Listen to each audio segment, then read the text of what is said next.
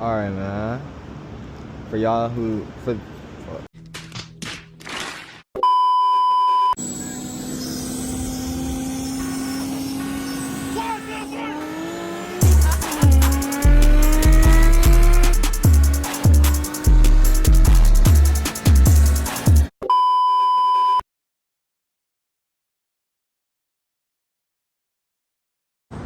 All right, man. So, for those of you who don't know me, my name is Eric. This is my 2004 Nissan 350Z. I'm gonna just do a little walk around video for y'all. Show y'all what mods I got done.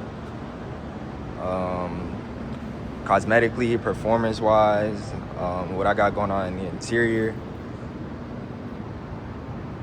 So yeah, let's get into it. Okay, so first we're gonna start off with this front bumper I got. This bumper is from KBD. This is probably about the second or third KBD bumper I've had. The previous one I had, I really liked, but I had a lot of issues with it breaking. And these bumpers are not cheap to buy, nor are they cheap to paint. So I decided to switch it up to this bumper. I get some mixed reviews on this one. The other one is a lot more popular, but I like how this one looks personally. Next, I'm gonna get into these headlights. So these headlights are from Z1. They're depot headlights. They're the dark housing ones. And then what I had done was I got them customized by Atlanta Custom Headlights. So what he did was he opened them up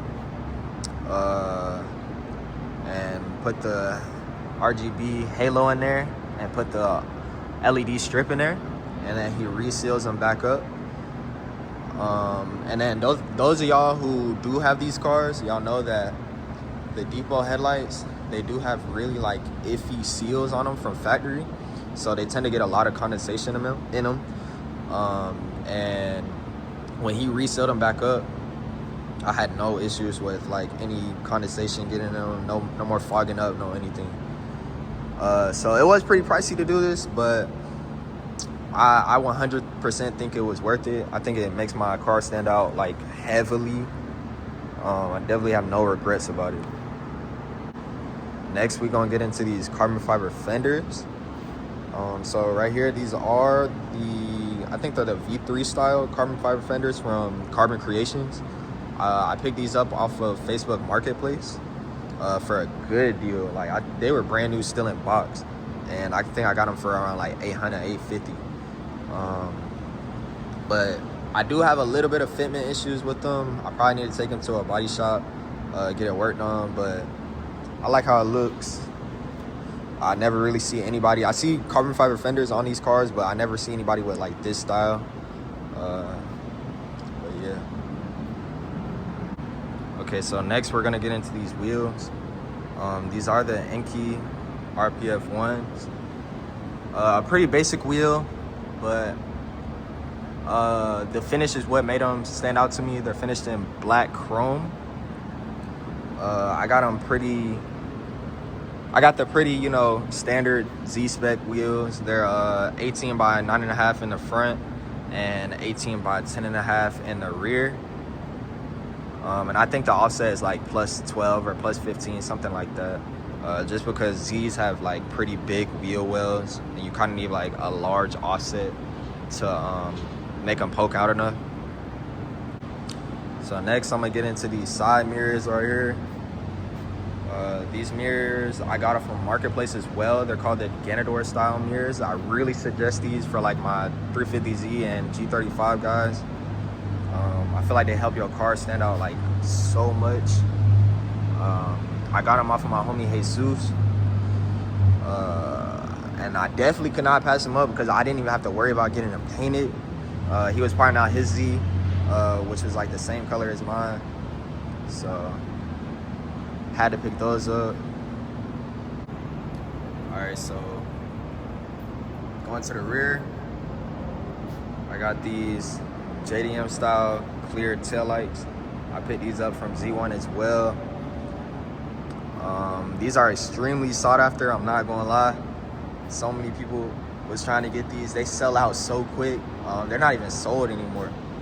But once they went back into stock, like I had to pull the trigger on them. Like I feel like these make your Z stand out so much. But yeah.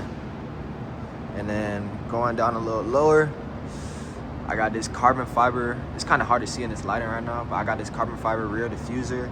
I feel like the Z rears look really weird without like either a rear diffuser or like doing a bumper tuck or just like completely changing the rear bumper.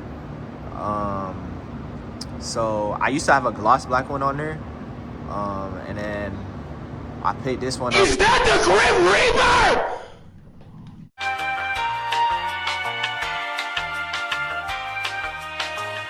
I picked this one up off of Marketplace for like a steal. Like dude put it on Marketplace like for like 15 minutes, and I seen it and I had to go get it, bro. I'm not gonna lie. All right, so now we're gonna go into these side splitters right here. I got these off of Amazon. They're called like Vicres side splitters or something. It was really tough to find side splitters for this car. A lot of them are like 3-piece, and the 3-piece ones suck. They're like plastic, cheap, and they don't really like sit straight on your car. So I was trying to find a 1-piece one, and I came across this one on Amazon for like $200. And I just pulled the trigger on them. I feel like they made the car look a little lower to the ground, and they just go with the rest of the flow. I got carbon, I got black, so I feel like it's a nice little touch on there. Going up top, I got the roof wrap gloss black.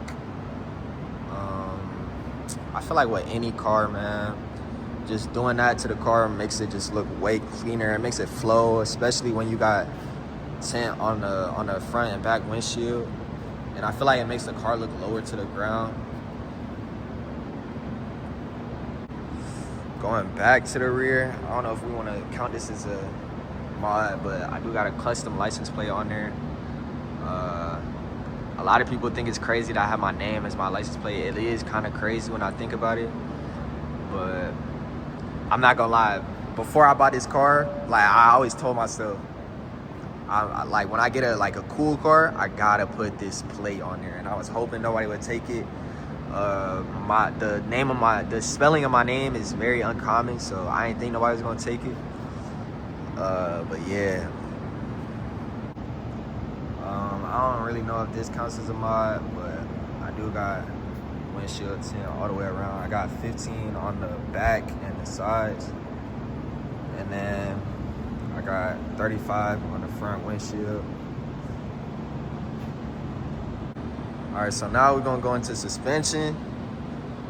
You can't see it, but I do got 10 coilovers on there. I know a 10 ill, but yeah. I kind of got them when I didn't really know anything about cars, or I knew stuff, but I was a Z1 demon, bro. I was just buying everything new off of Z1, and yeah, I just got 10 coilovers. And then I do got slight camber on there. I don't know if y'all can see it from this angle. Yeah, you can see it. You got slight camber on there on the front. I got Megan Racing upper, or what, I forget if they're called, like control arm, camber arms, something like that. I'm not like a stance guy, man. I either, you know what I'm saying, go fast. But yeah, that's really it for suspension. So now we're gonna go into the interior. There's nothing too crazy going on in here. I got this carbon fiber steering wheel. I picked that up off of eBay. Bro, I'm not gonna lie, when I bought that, I thought I got scammed, bro. It took too long to come in. But when it came in, I was very happy. I feel like it was worth the wait. It don't really match the orange inside, like, correctly, but I do plan on getting rid of these seats. I do got my passenger seat out because I did just get back from GAT, and this car only runs on E85, so I had to put like 4 jugs over there, so passenger seat for sure had to go. But yeah, I got a carbon fiber steering wheel. I got my gauges right here. I got my, all these are from Innovate. I got my boost gauge, my AFR gauge, and then my oil pressure and temperature. Those are really the essentials to monitor, you know, make sure everything's running straight inside your car once you boost it. I got Mishimoto shift knob, Bride shift boot, and then I got Sony like Apple CarPlay radio right there. That's really it for the interior. There's nothing too special in there. I'm gonna definitely get like I gotta tighten up, you know what I'm saying, do more to the interior, get some new seats. I want to upgrade the sound system, all that, but I'll get to that eventually. All right, man, so now we gonna get into the fun stuff, you know what I'm saying, what everybody been waiting for, you know what I'm saying. But this is the engine bay. It's not the prettiest. I have an explanation for that, but I ain't gonna get into all that. But yeah, man, we got a built VQ35DE, and we got a Vortec V3 SCI supercharger kit. But before I get into any of that, I did forget about the exhaust. So yeah, I know, no Tome, but I have a Z1 catback exhaust, and it goes into a Z1 Y pipe, and then the Z1 Y pipe goes into Fast Intentions resonated test pipes, which don't sound resonated at all. The car's loud as fuck. But yeah, that's it for my exhaust setup. Definitely want to upgrade to a lot of people would tell me to upgrade to Tome, but I definitely want to go Motordyne sometime in the future. I prefer the tone of it, and I'm not gonna lie, I really want dual exhaust tips. Like, I really wanted a dual exhaust tip when I first got this exhaust. When I went to Z1, they were sold out of the dual version of it, so I was like, all right, I'm just go single. But apparently single is better for power anyway. But yeah, definitely want to go Motordyne in the future. But as far as performance stuff, I have a Z1 Platinum spacer on there, and I do have a 75mm throttle body. Just allow the car to breathe a little better, less restriction. I have an oil catch can right here, just random oil catch can from Amazon or eBay or something. It gets the job done. You don't need to go on Z1 for everything, which I did learn. As far as the supercharger kit, I did downsize to a 2.87 pulley to make more boost. And then they usually do have a air filter that goes around right here, but I decided to put a Soho turbo guard on there. I feel like it just looks cleaner, looks better. So coming down here, I have a Mishimoto intercooler. The supercharger kit did come with its own intercooler from Vortec, but it was a lot smaller, and I think this just looks a lot better. I think the M looks cool in there. And then I do have an oil cooler from Amazon as well, and then I had to get a sandwich plate from Summit Racing just because the one that came with like the Amazon oil cooler was leaking. So I had to spend a little bread, you know what I'm saying, to upgrade. But it was worth it. I ain't worried about it since, so it's good. Going back there, you can see my fuel pressure regulator. So this car does have a complete fuel system. It's a CJM S1 fuel return kit. And then I have ID 1050 injectors, and I have a 525 Hellcat fuel pump. For those of y'all who don't know, supercharger applications require a lot more fueling than turbo applications. So definitely have to make sure you throw enough fuel at it to make the adequate amount of power you're trying to make. But yeah, with the complete fuel system, the injectors, the fuel pump, and then this motor being a high compression built motor, I do run E85 only on this car. with high compression motors, it's definitely recommended to run E85 instead of pump gas. So that's exactly what I do. It is a little bit of a hassle, like I was telling you about on road trips, but you know what I'm saying, me and the homies, we get it done. If you look closely here, it's very small, but this shit makes such a big difference. This rod that goes from the bracket to the chassis right here, it is called like the Tim Rod radius rod or something. I picked it up off of Tim Rod, who is a guy who's like known for knowing a lot about supercharging these cars. And basically, when I was getting tuned, my belt was slipping a lot up top, and it was causing my car to not make like as much boost as it could and not make as much power as it could. So what was basically happening is the bracket that connects to the motor, it flexes at high RPM, and it makes the belt start to slip and not make the boost that it can, like all the boost that it can push out. So what this bracket does, what this rod right here does, is stops the bracket from flexing, and it allows more power and more boost to be made. So yeah, that definitely helped me a lot. Like, I noticed the instant difference when I got that put on. It was pricey. That little last rod right there was like $300, but the best $300 I ever spent. Like, so worth it. I did get this supercharger kit used off of Facebook Marketplace, as well as the motor used off of Marketplace. I told y'all I'm a Marketplace demon, but the supercharger kit, when I bought it, it did come with the Max Flow Racing blowout valve. So that is why my car's blowout valve is so loud. Like, that blowout valve is known for being loud as fuck. But yeah, I didn't have to worry about upgrading that because I already came with it. And then if we go to the side over here, look closely, it's an upgrade I just did,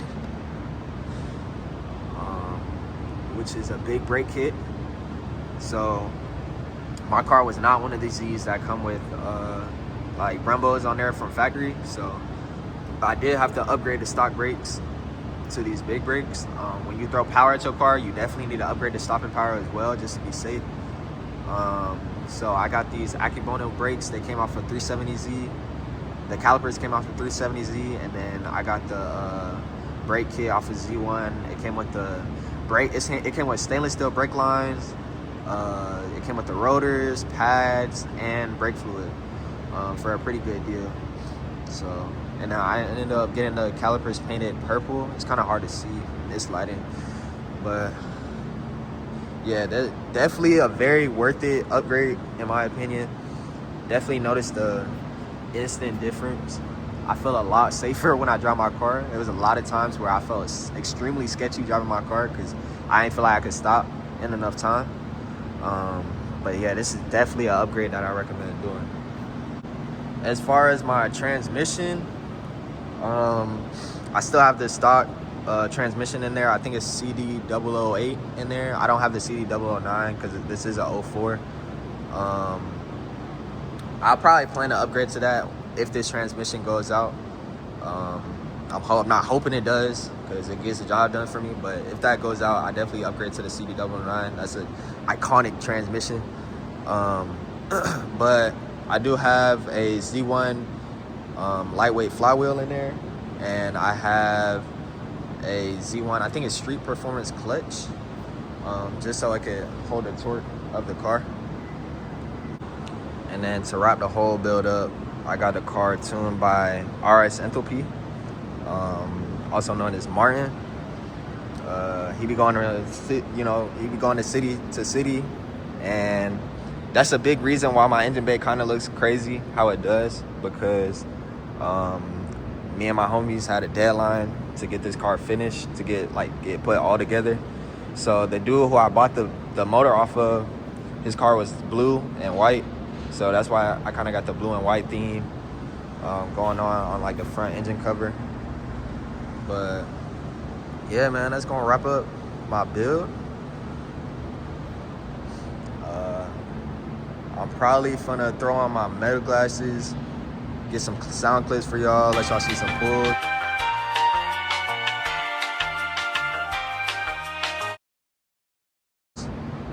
And other than that, I hope y'all enjoy watching. I'm new to this YouTube stuff, but trying to get into it. A lot of people have told me I should get into it. I know that my car is unique. I know that everybody not gonna like it, but you know, I'm down to put myself out there and step out of my comfort zone. Try to create some content from y'all, see where it goes. If it don't go nowhere, I mean, I tried. I'm enjoying it. If it does, it's great.